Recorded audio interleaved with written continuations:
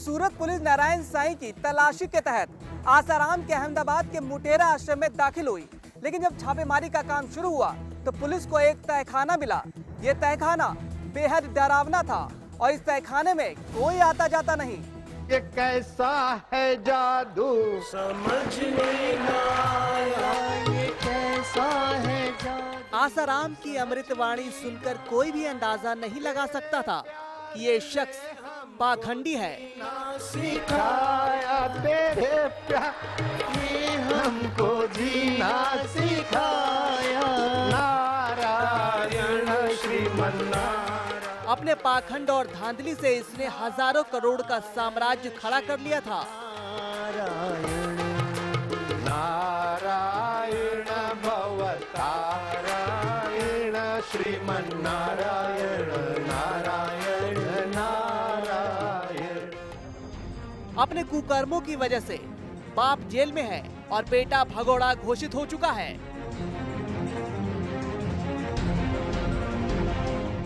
आसाराम के आश्रम में जब सूरत पुलिस ने छापा मारा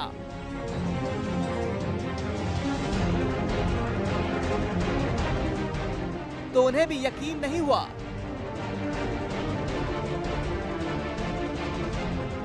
आश्रम में एक तहखाना था।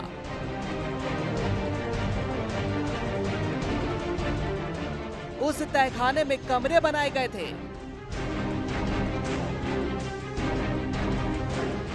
पुलिस को इस गुप्त तहखाने से कई अहम दस्तावेज मिले हैं। पुलिस को इस तहखाने से आसाराम और नारायण साईं के खिलाफ अहम दस्तावेज हाथ लगे हैं।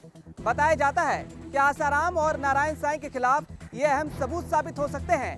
ये भी बताया जाता है कि इसी तहखाने में आसाराम और नारायण साईं एकांतवास में जाता था। 34 हार्ड डिस्क, 2 पेन ड्राइव भी मिले। लोगों की माने तो ये वही तहखाना है जहां आसाराम कई बार एकांतवास में भी जाते थे।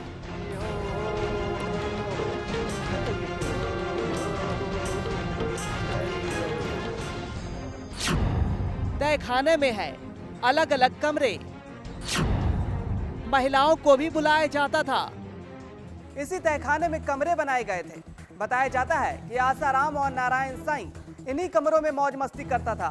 अपनी साधिकाओं के साथ इसी कमरे में रंगरलियां मनाता था। बताया यहाँ तक जाता है कि एकांतवास के नाम पर इन्हीं कमरों में महिलाओं को बुलाया जाता था। पुलिस को मिले आसाराम के तहखाने में कई अलग अलग कमरे बनाए गए हैं।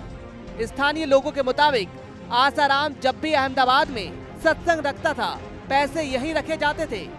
यही नहीं, कई बार आसाराम तहखाने में एकांतवास के लिए महिलाओं को भी बुलाते थे।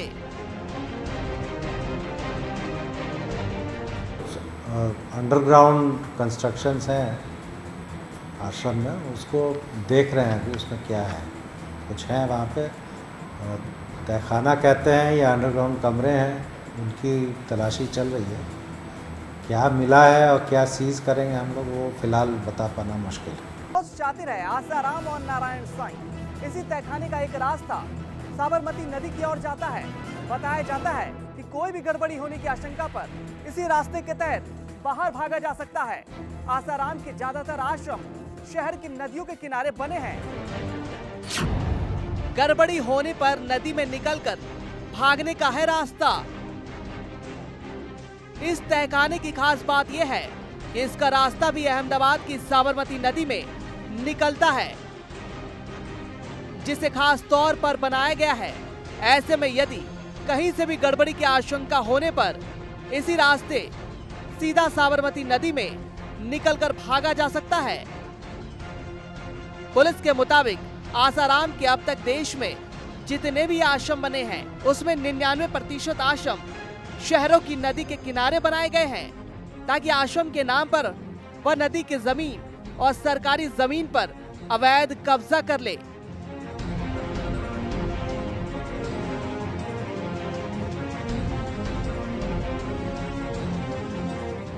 विटनेसेस ने ऐसी बातें कही हैं कि वो इस तरह की सेक्सुअल एक्ट्स में इंडल्ज करते थे और डिफरेंट लड़कियों के साथ उनका इस तरह का बिहेवियर था। अब वो विटनेसेस उस वक्त आश्रम में थे, उन्होंने देखा था, इसलिए इस तरह की बातें करते हैं। ये रिकॉर्ड पे हैं ये सारी चीज़ें। इसका वेरासिटी कितनी है, इसको फर्दर इन्वेस्टिगेशन के दरमियान क्रॉस चेक करना भी ज़रूरी है। क्या वहाँ आश्रम में एज इनमेट रहती थी या एज साधिका रहती थी, उनको उपयोग करते थे, ऐसा कुछ विटनेसेस बताते हैं। कमरों में मनाई जाती है रंगरलियां। पुलिस के मुताबिक आसाराम के हर आश्रम में खास तरह के तहखाने बनाए जाते हैं। आसाराम और नारायण साईं अपने एकांतवास के नाम पर यही महिला साधकों के साथ रंगरलियां भी मनाता था। इतना ही नहीं, आसाराम के खास लोग इस तहखाने के बाहर तैनात रहते थे, जो कई बार किसी के आने पर खास तरह के संकेत आसाराम और उसके बेटे को देते थे ताकि वह वहां से भाग निकले। इस तहखाने में खास तरह के कमरे बनाए गए हैं, जिसमें बाकायदा एक बेड के साथ टॉयलेट बाथरूम भी रखा गया था।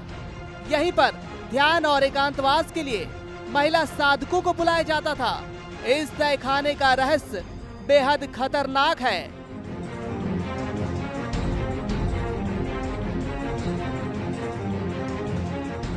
पुलिस गई तो थी नारायण साईं को पकड़ने, लेकिन इस गुप्त तहखाने को देखकर वो भी हैरान थे।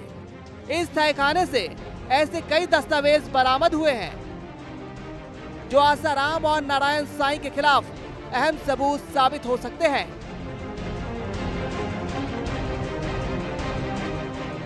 स्पेशल डेस्क समाचार प्लस।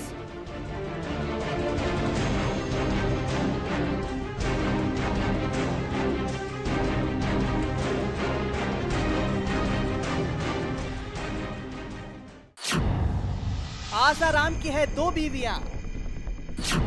पुलिस की छानबीन में हुआ खुलासा, एक नहीं 2 बीवियों का पति है आसाराम। आसाराम यौन शोषण के मामले में खुद को बेकसूर बता रहा है, लेकिन एक के बाद एक सबूतों ने उसे अब सलाखों के पीछे ही सांस लेने पर मजबूर कर दिया है।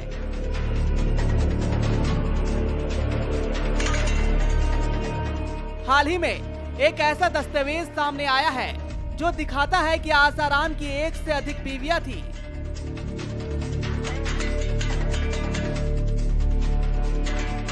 चौंक गए ना आप? लेकिन ये सच है, आसाराम की 1 नहीं बल्कि 2 बीवियां थी।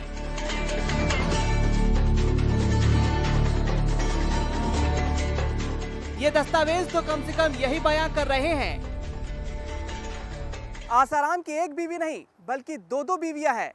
पुलिस के हाथ एक जमीनी दस्तावेज लगा है जिससे ये पता चला है कि आसाराम की 1 नहीं बल्कि 2 बीवियां हैं। एक बीवी लक्ष्मी और दूसरी बीवी शिल्पी है बहन है। ये शिल्पी बहन कौन है, इसका अब तक पता नहीं चल पाया है। पुलिस इस शिल्पी बहन का पता लगाने में जुट गई है। आसाराम के फर्जीवाड़े की शुरुआत कच्छ के बिट्टा गांव से 1997 में हुई थी। बिट्टा गांव के 3 भाई देवजी, शंकरलाल और हिरजी मूल जी भानुशाली की 10 एकड़ जमीन आसाराम ने उनसे सिर्फ एक ध्यान कुटिया बनाने के लिए मांगी थी और उनको यह आश्वासन दिया था कि खेत तो उनके नाम ही रहेगा। –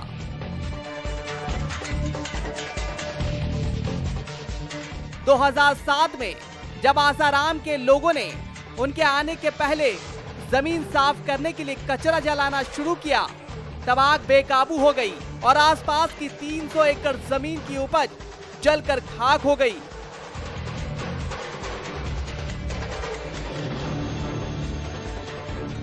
काफी ज्यादा नुकसान हो गया था।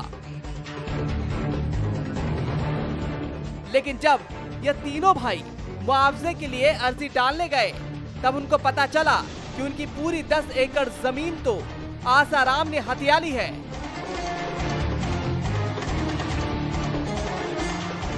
वो भौचक्के रह गए। उन्हें समझ नहीं आ रहा था कि कोई संत ऐसा भी कर सकता है।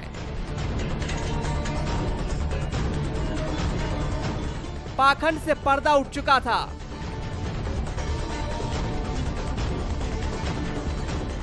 इतना ही नहीं, जमीन हथियाने के लिए आसाराम ने अपने आप को किसान भी दर्ज करवा लिया था।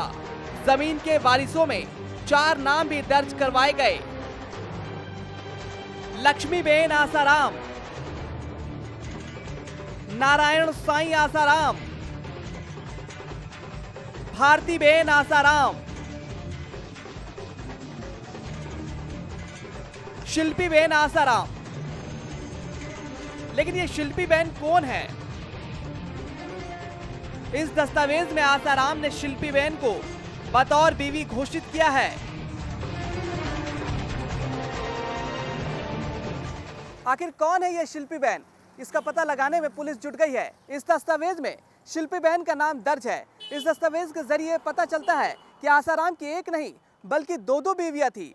नारायण साईं पहले ही नाजायज संबंधों की वजह से बदनाम है। अब आसाराम भी नाजायज संबंधों के घेरे में आ गए हैं। हिंदू धर्म में बिना तलाक के एक शख्स की 2 बीवियां कैसे हो सकती है?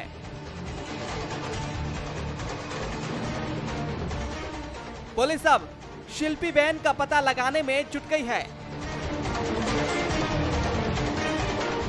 बिट्टा गांव से करीब 3 किलोमीटर दूर और सुनसान ऐसे खेतों में आसाराम ने पहले अपनी ध्यान की कुटिया लगाई।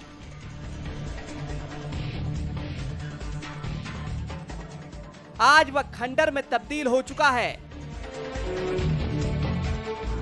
पीड़ितों के मुताबिक आसाराम ने धोखे से उनकी जमीन सिर्फ हथियाई ही नहीं बल्कि 500 रुपए के स्टैम्प पेपर पर ऐसे करार भी करवा लिया।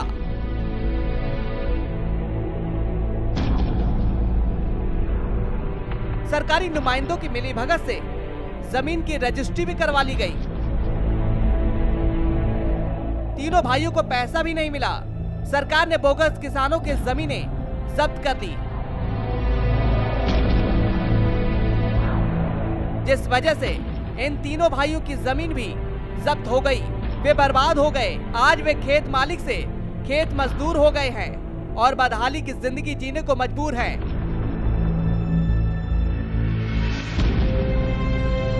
जमीन पर अवैध कब्जा कर लेना आसाराम की फितरत थी। तीनों भाइयों का खेत बर्बाद हो चुका था। मुआवजा देना तो दूर, आसाराम ने इनकी जमीन ही छीन ली। कच्छ में बोगस किसान बनने के बाद ही आसाराम और नारायण साईं ने पूरे देश में खेती की जमीनें खरीदकर अपना फर्जीवाड़ा चलाया। यही जमीन के वो कागजात हैं जिनमें लक्ष्मीबेन के अलावा शिल्पीबेन को भी आसाराम की पत्नी दिखाया गया है। सामाजिक जिंदगी को तो छोड़ ही दीजिए, बाप और बेटे की निजी जिंदगी भी विवादों और फर्जीवाड़ों से पटा पड़ा है। स्पेशल डेस्क, समाचार प्लस।